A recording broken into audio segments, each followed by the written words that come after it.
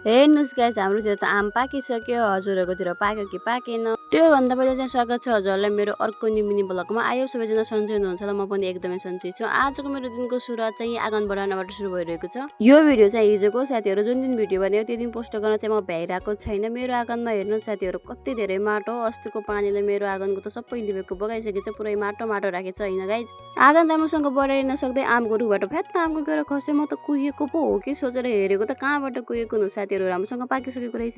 यो हाम्रो आँगन छेउको आमको रुखको आम चाहिँ छिटै पाक्छ कि साथीहरु। पानी पर्यो भने त जेठको लास्टबाट पाक्न सुरु भइहाल्छ। मिठो पनि लास्टै मिठो हुन्छ कि फेरि।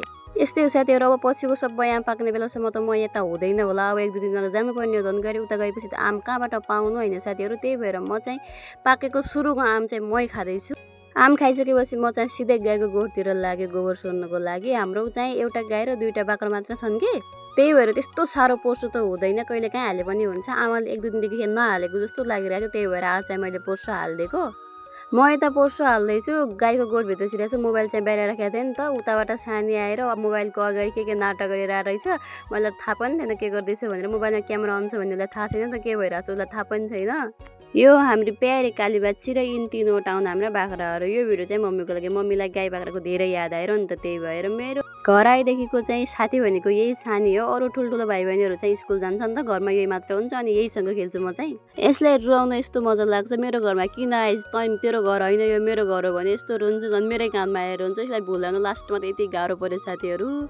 दिनभरि चाहिँ त्यस्तो केही काम पनि गरेन, त्यही भएर भिडियो पनि बनाएन। यो चाहिँ साँझतिर घाँस काट्न जाँदाखेरिको भिडियो बनाउन उता मोबाइल राखेर रेडी हुँदै थिएँ नि त। अनि आमाले यो टिकटक बनाउँदा के गर्नुपर्छ भनिरहेको थियो, त्यही भएर यसरी हिँड्नुपर्छ, त्यही भएर टिकटक बन्छ भने उनीहरूको लागि नाटक गरिरहेको छ। म नाटक गर्दा उता ठुलमम्मीले पनि सुरु गरिहाल्नु भयो मैसँग। मेरो ठुलमम्मी लास्टै रमाइलो हुनुहुन्छ साथीहरू। उनीलाई टिकटक बनाउन मनपर्छ, गीत गाउन मनपर्छ, तर उहाँलाई अलिअलि आउँदैन नि त मोबाइल चलाउन। त्यही भएर मलाई सिकाइदिए भनिराख्नु भएको थियो। सिकाइदिएको, फेरि पनि आएन आउन त।